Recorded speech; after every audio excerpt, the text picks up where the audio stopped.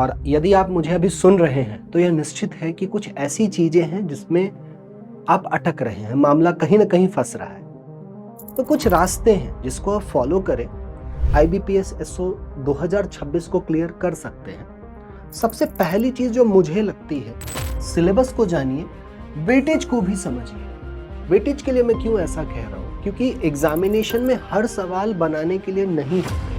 100% of question exam में पढ़ ही नहीं पाते हैं। आप समझ रहे हैं कितना बड़ा डाटा है ये। 78%, यानी कि 100 में से 78 बच्चा, यदि किसी एग्जाम में 100 सवाल है। नमस्कार, मेरा नाम कुशल आनंद है और मैं आप सभी का पीडब्ल्यू के इस प्लेटफॉर्म पे स्वागत करता हूं।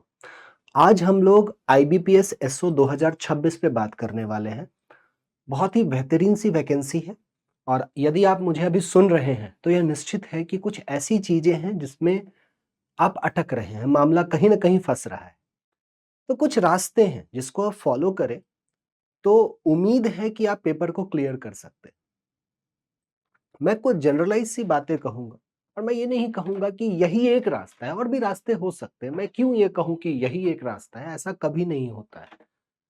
सो there are multiple of ways जिनका आप यूज करके आईबीपीएस एसओ 2026 को क्लियर कर सकते हैं। सबसे पहली चीज जो मुझे लगती है कि आपको एग्जामिनेशन के पैटर्न को जानना बहुत जरूरी है। Let's start from the basic. जो बच्चा पहली बार सोच रहा है वहां उसको भी सोच के सोचते हैं कि एग्जामिनेशन पैटर्न जानिए, सिलेबस को जानिए, वेटेज को भी समझिए। वेटेज के लिए मैं क्यों ऐसा कह रहा हूं, क्योंकि एग्जामिनेशन में हर सवाल बनाने के लिए नहीं होते। चौंकिए मत मेरी इन बातों से। I'll repeat, in the examination we do not have every question to be solved, but rather सभी क्वेश्चंस पढ़ना बहुत जरूरी है। I'll give you certain research reports, ये मैं अपनी बातें नहीं कह रहा हूं, रिसर्च रिपोर्ट्स हैं कि तकरीबन 78% बच्चे 100% ऑफ क्वेश्चन एग्जाम में पढ़ ही नहीं पाते हैं। आप समझ रहे हैं कितना बड़ा डाटा है ये। 78%, यानी कि 100 में से 78 बच्चा, यदि किसी एग्जाम में 100 सवाल हैं, वो पढ़ ही नहीं पाता है। मात्र 22% बच्चे पढ़ पाते हैं।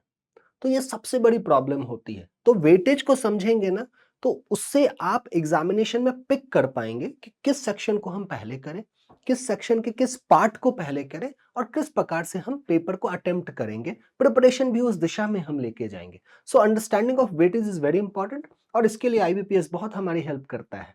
पैटर्न को ऑलमोस्ट सेम रखता है। सेकेंड पॉइंट, प्रोफेशनल नॉलेज मत भूलिए, क्योंकि एग्जामिनेशन प्री क्लियर करके आपका सिलेक्शन होना नहीं है। So it is important for you to cover the professional knowledge as well. इसमें आप वैसे ठीक होते हैं, आप इससे जुड़े होते हैं, तो इसमें बहुत समस्याएं नहीं है। And at the end interview, जो आपका इंटरव्यू होता है, वो बताना है, सच्चाई बताना है। तो आज के इस वीडियो में हम लोग मूल रूप से रीजनिंग पे बात करने वाले हैं कि रीजनिंग के उन 50 सवाल को कैसे टैकल किया जाए। मैं कभी आपको नहीं कहूंगा कि 50 में से 50 सवाल आपको सॉल्व करने हैं, नहीं करने हैं, बल्कि आपको उन 50 सवाल को पढ़ना जरूरी है। तो 3 चरण में आपके एग्जामिनेशंस होते हैं, प्री, मेंस और इंटरव्यू। सो आज हम लोग प्री पे डिस्कशन करने वाले हैं और प्री के भी रीजनिंग सेक्शन पे डिस्कशन करने वाले हैं। तो there are 50 questions in your examination. 50 सवाल होते हैं जिसके लिए आपको 50 नंबर मिलते हैं। ये टॉपिक्स एग्जामिनेशन के लिए आईबीपीएस ने अपने नोटिफिकेशन में रिलीज किया है कि वो coding, input, alpha numeric series, sitting arrangement, puzzle, inequalities, blood relation, syllogism, order, ranking, data sufficiency, direction, distance, verbal and non verbal reasoning. तो अंत में verbal and non verbal reasoning लिख करके उसने ये कह दिया कि रीजनिंग का हर पहलू से मैं सवाल पूछ सकता हूं।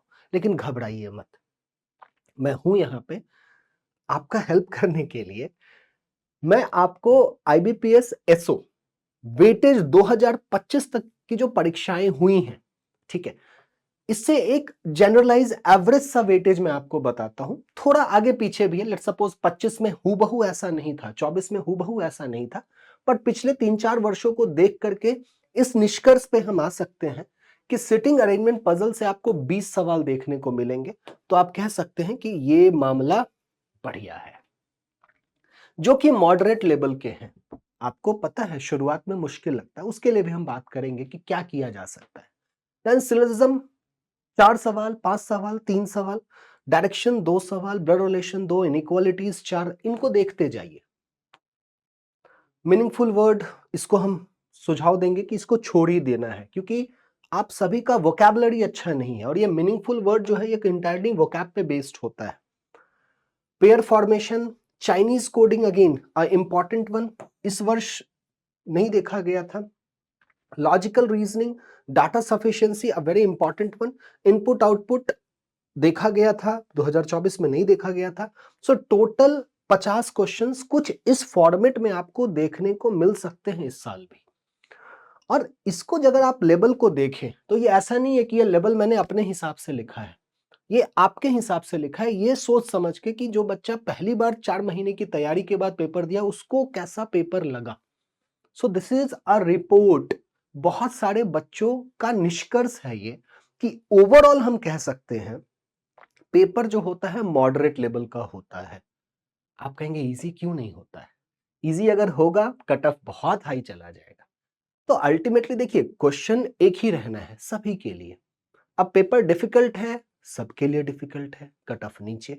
मॉडरेट है, सबके लिए मॉडरेट है, कट ऑफ बीच में, जैसा अभी आपको देखने को मिलता है। पेपर इजी, सबके लिए इजी, कट ऑफ सूट कर जाएगा। So overall the paper is moderate level. अब यहां से अगर मैं निष्कर्ष पे आऊं, शॉर्टकट आपको बताऊं, क्योंकि सबको शॉर्टकट चाहिए जीवन में, चाहिए ना? हाँ ना बोलो यार, कमेंट में बताइएगा चाहिए या नहीं चाहिए। तो ये 2026 के लिए जब हम बात करें तो आपको ये दिखेगा कि सिलोजिज्म को आप छोड़ नहीं सकते हैं, अल्फा न्यूमेरिक सीरीज को आप ना छोड़ें क्योंकि ये फ्री के नंबर है।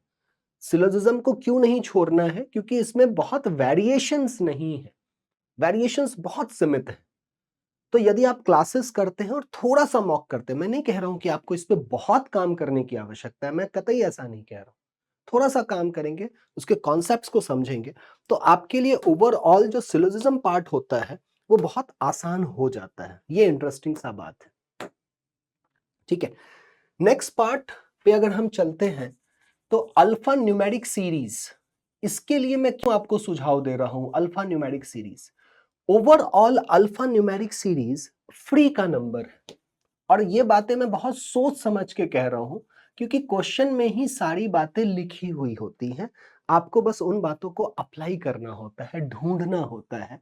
और मैं उम्मीद करता हूं कि इतने तो आप समझदार हैं कि उन चीजों को आप ढूंढ लेते हैं।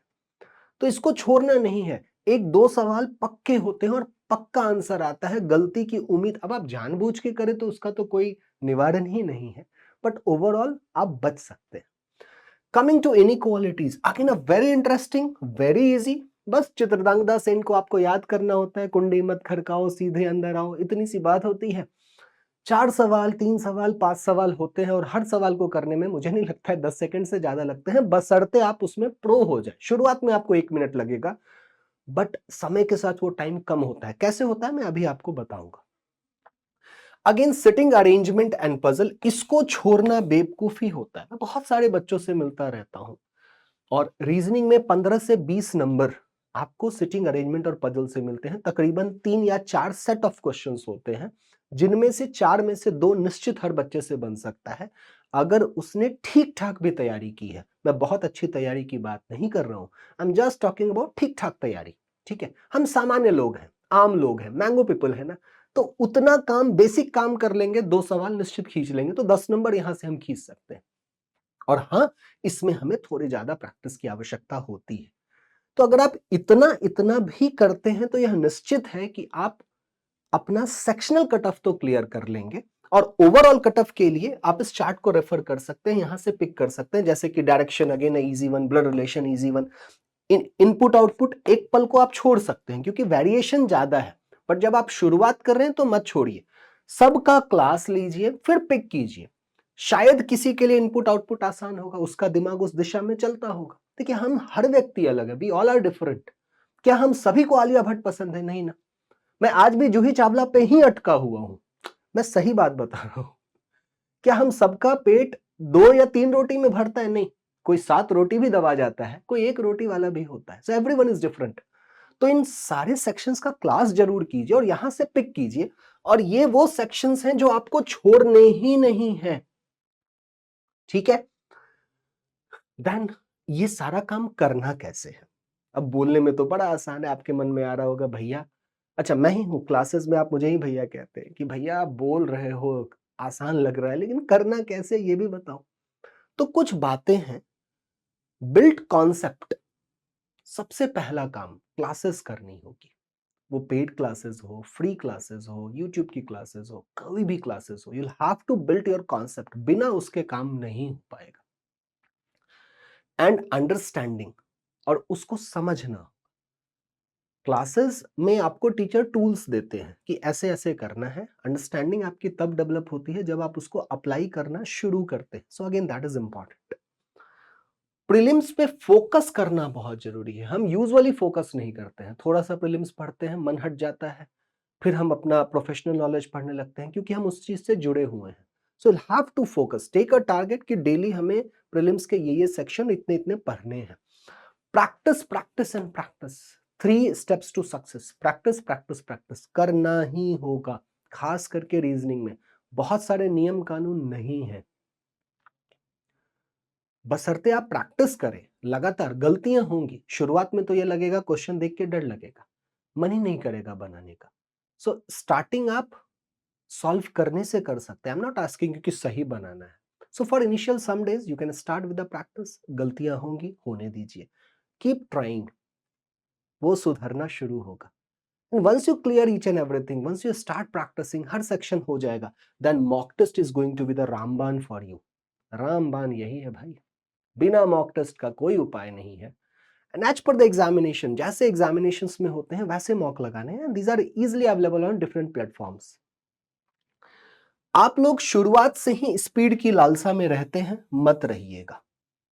रफ्तार ऐसे नहीं आता है, स्टार्टिंग से कभी भी आपको स्पीड नहीं मिलेगा। स्पीड का एक बड़ा ही सिंपल सा फॉर्मूला है, that is concept plus accuracy. Concept आपको क्लासेस से मिलता है, टीचर्स आपको कॉन्सेप्ट बताते हैं, और एक्यूरेसी आपके प्रैक्टिस से आता है, और ये काम स्टूडेंट का होता है, एस्पिरेंट का होता है। तो इनिशियली आपकी एक्यूरेसी बुरी रहेगी। याद रखें, जो आज प्रो है, how to be pro in pre, pro समझते हैं ना, एक्सपर्ट है, वो कभी ना कभी बिगनर था। तो अभी आप जब बिगनर हैं तो आपकी एक्यूरेसी अच्छी नहीं है, बट इस पे आपको काम करना है, और इस पे आप काम कॉन्सेप्ट के सहारे ही कर सकते हैं। एंड टेक माय वर्ड्स, कहीं इस बात को लिख लीजिए, मैं कभी नहीं मुकरूंगा कि once you attain a good accuracy, ये अपने आप डेवलप हो जाएगा, आपको कुछ नहीं करना है। So initial days do not be stuck for accuracy, work on just trying, then accuracy, and you get the speed, अपने आप डेवलप हो जाना है। ठीक है, स्टार्टिंग विथ बेसिक्स, वही बातें मैं घुमा फिरा के कह रहा हूं। देखिए यहां मैं कॉन्सेप्ट कहा, यहां बेसिक कहा, बात तो वही है। शुरुआत बेसिक से कीजिए ना, नहीं आता है सीखेंगे ना। कंप्लीट प्रीलिम्स बहुत जरूरी है, बिना प्री निकाले आप मेंस दे ही नहीं पाएंगे, अपने प्रोफेशनल नॉलेज दिखा ही नहीं पाएंगे किसी को। तो ये कुछ रास्ते हैं जिसके आधार पे आप अपने प्री सेक्शन, और खास करके मैंने रीजनिंग सेक्शन पे बात किया है, हम कर सकते हैं। Yet you have any doubt, any confusion, feel free to write in the comment section. मैं कमेंट सेक्शन देखूंगा, I will reply as per your requirement, do not worry for that.